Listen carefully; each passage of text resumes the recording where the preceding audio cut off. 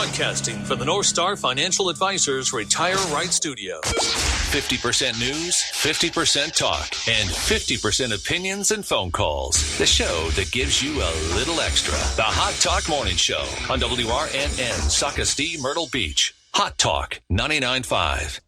All right, it's 8:07. It's Hot Talk 99.5 and the Hot Talk Morning Show. And about a year ago, when Russia invaded Ukraine, we talked to Dr. Joseph Fitsanakis from over at Coastal Carolina University. He's a professor of intelligence and security studies. And we figured with everything that's going on right now between balloons and then shooting down stuff all over the weekend, might be a good time to get back in touch with him to find out about what's going on as far as intelligence gathering is concerned. Professor, thanks for joining us again today. Appreciate it. Hey, it's good to be back. All right. Everybody was very worried about what was going on as far as the balloon was concerned and the fact that it traversed the entire country before it was shot down off our coast. As far as intelligence gathering is concerned, are somebody like China going to be using a balloon to gather intelligence against somebody like us? Well, almost certainly. This is what we refer to as a high-altitude balloon, and we know for a fact that it was equipped with some sort of an antenna system that was probably meant to pinpoint the various locations of our communications devices. So essentially, it was designed to intercept phone calls made either on military radios or phones like yours and mine, or both. I mean, I'm not sure. We haven't got information about what exactly its main mission was, but typically that's what these are used for. So, yes, it was a surveillance device designed to intercept any kind of cell phone traffic, potentially even radio traffic, and then almost certainly relay it back to China in real time using some sort of satellite link at the end of each day. Well, Professor, folks obviously are now on their edge of their seats following three more objects getting shot out of the sky over the past week since missiles rang overhead here in the Myrtle Beach area. Is it possible that these objects have been flying in U.S. airspace for some time and the government is only now noticing them, or only now proactively engaging with them, or now just publicizing such engagements? Well, I think, in these types of mysteries, the simplest explanation tends to be the correct one. And I think the simplest explanation here is that the Chinese have been using these balloons for a while. And it's just that this type of device kind of went out of fashion several decades ago. And so I think our radar systems, but also our allies, like Canada's, for example, were just not calibrated to look for these types of objects. And once we began to realize that this is now a thing, then they all just appear on the screens of radar detectors. So that's basically, I think, what is going on here. It's kind of interesting, though, because this is actually a technique that I've written about repeatedly, and I refer to it as abandoned normal devices, where essentially the adversaries are reverting back to old school technologies for a number of reasons. They're cheaper, they tend to be more secure, but also the adversary, in this case us, are not looking for them anymore. So they just disappear from the map. So you're hiding something in plain sight. Professor, as far as intelligence gathering is concerned, what more can be gleaned from having low or high altitude balloons as opposed to some of the low altitude satellites that are going around that all nations know are flying out there? So, I mean, what can we glean, or what can China glean from the balloon that they couldn't get from one of their spy satellites? Well, first of all, it's more difficult for the adversary to detect them and therefore protect against them. I mean, balloons have a very low signature and cause almost zero emissions. So they're very hard to pick up on standard surveillance technologies such as radar. They're more cost effective, so they're cheaper than, let's say, a cluster of small satellites. And also, because they're so slow, it allows them to kind of loiter over a target area for longer periods. And satellites usually cannot do that. Their movements are restricted to the sort of orbital pass system to which they're kind of locked. So that's definitely an advantage when it comes to surveillance. You can find evidence of balloons being used for surveillance going back to the 18th century. But then satellites came into the picture. They came out of fashion. But in the last decade, the electronics that are stored in those balloon payloads have been redesigned. They're smaller, and that way balloons can lift them up in the air. And they're also cheaper and easier to launch and navigate. So you can imagine several tactical advantages that these tiny balloons have in comparison to the satellites. Dr. Joseph Fitsanakis, Professor of Intelligence and Security Studies at Coastal Carolina University, joining us here today talking about some of the spying that's going on recently. Now, China is coming back at us now and saying, oh, yeah, well, you've been flying balloons over our sovereign airspace for the last several years. The United States is saying, no, we aren't doing that. Are we spying on people using balloons as well? I don't think that would be sort of at the cutting edge of our interception capabilities. I mean, the U.S. has literally thousands of military satellites around the world that siphon all kinds of information. Also, it's one thing to kind of claim something. You have to also be able to prove it. And those things give the sponsoring states the capability of exercising plausible deniability. You may suspect that, but you have to establish some kind of proof. In the case of the Chinese balloons, there is proof. The Chinese have accepted that it was theirs. And so in this case, it's not speculation, it is fact. So there's a bit of a difference here.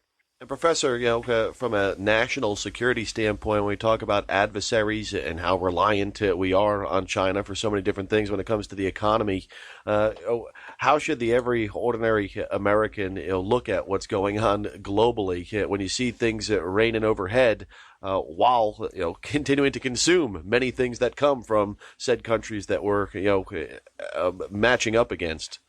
Well, I mean, in the sense of this balloon, first of all, I think it's important to kind of think a little creatively about this. The U.S. does have the capability to kind of disguise its communications from balloons or even satellites or things of that nature. A friend of mine who used to work in tactical deception in the military, said something to the effect of, we used to love it when foreign satellites or other surveillance devices were flying over our territory. So, I mean, a little creativity here is important in thinking about how the U.S. is defending against this.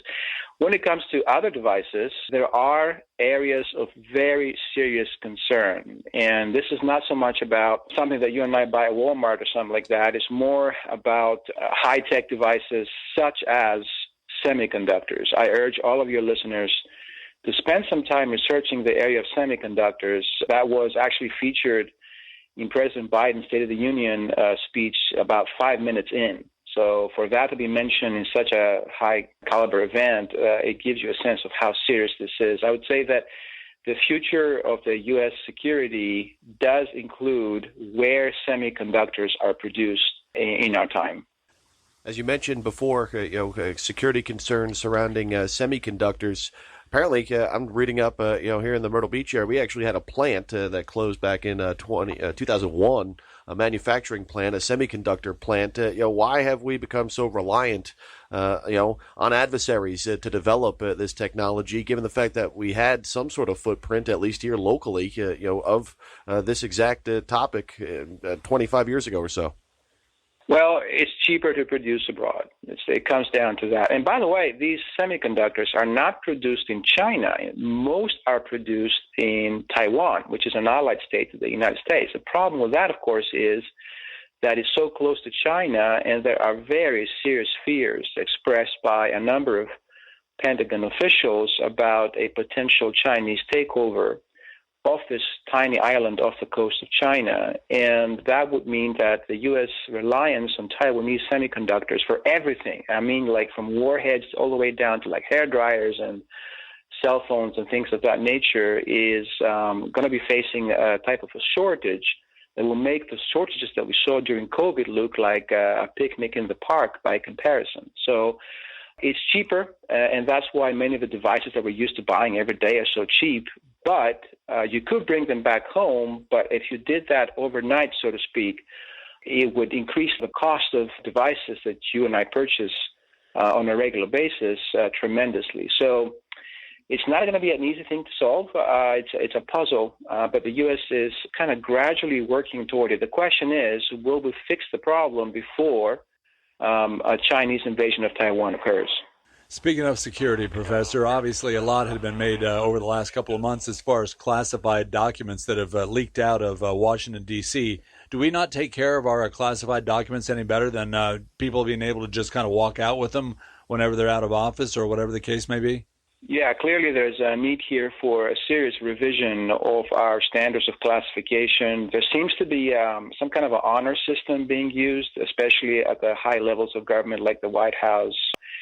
In addition to that, you can also argue that the U.S., we overclassify a lot. Talk to anybody who's ever worked in the government and has had a security clearance, and they will tell you that some of the stuff that is classified can be found very easily in open source research by a 12-year-old. So it's not exactly helping us, the fact that we are overclassifying. I've looked at reports to state that we could be doing a much better job by classifying about 10% of what we actually classify every year. So there needs to be an overhaul of how these documents are, who has access to them and for how long, but also how much of it is really secret. Professor, obviously another area of expertise and study has to do with Russia, particularly during the Soviet era.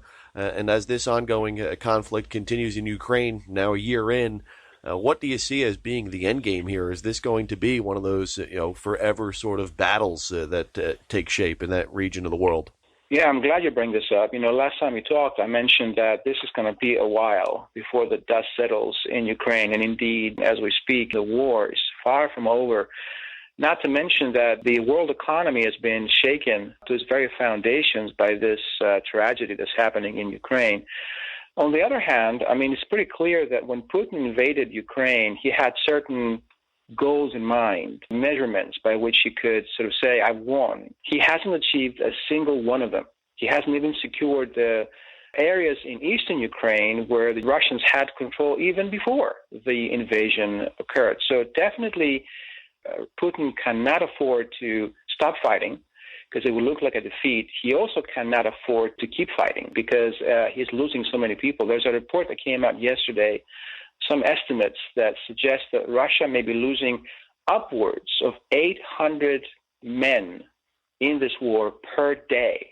That's a stunning statistic. Let me remind you that at the height of the Vietnam War, America was losing about 200 soldiers a week, and that shook American society at its very foundations. Imagine 800 body bags coming back every single day from the front. That's an untenable situation, I would argue. Well, Dr. Fitsanakis, this is Ruth LeMay here, Ruthie LeMay, and thank you for coming on. Some really interesting facts to do with the intelligence behind the spy balloon. And I was just on your profile looking at interesting facts, and I see that you worked also as a comic book artist. Is this something that you ever thought that you would draw maybe in a comic book in regards to spy balloons and a storyline there? Well, my first ever paid job in a small town I used to live, I drew cartoons for the local paper, and I would say it was the best job I ever had because I got paid really well at 15, and it was an easy thing to do. And to this day, I wonder why I switched to academia, but it's too late to go back now. Well, let me tell you an interesting fact that's about myself is that my degree many moons ago was as one of the first women to study international relations with intelligence studies in Wales. And so when I saw that's you... incredible. Yes, and I was wondering, my father actually is from Exeter, and I see that you did your first kind of academic exams in Exeter. Is that Exeter, Devon? Yes, how incredible. That's a small world. A very small world, and we were both... you're still in intelligence, and I started off my career in intelligence. That's remarkable. I can't believe this. Thank you, sir. Exactly. Nor can the radio host, and I can't quite believe I'm doing a breakfast show, radio show, and talking to you. But amazing facts, and your input is very valuable, and we love what you're doing over there at CCU. So thank you so much for keep giving our listeners the facts and figures behind the intelligence agencies here in the U.S. and around the world. Yeah, I just can't believe that somebody would move from the Greek Isles to go to the UK, but still. All right, Professor, thanks so much for your time today. Really appreciate it. Thank you. And every time I'm on the air, it's for something bad. So we'll see. hopefully next time for something more cheerful. Definitely. Thank you. Professor Dr. Joseph Fitsanakis from Coastal Carolina University, a professor of intelligence and security studies, as we talk balloons and other things being shot down over our skies. All right, coming up in just 1 minute, we got more stuff coming your way, and we're not too far away from giving away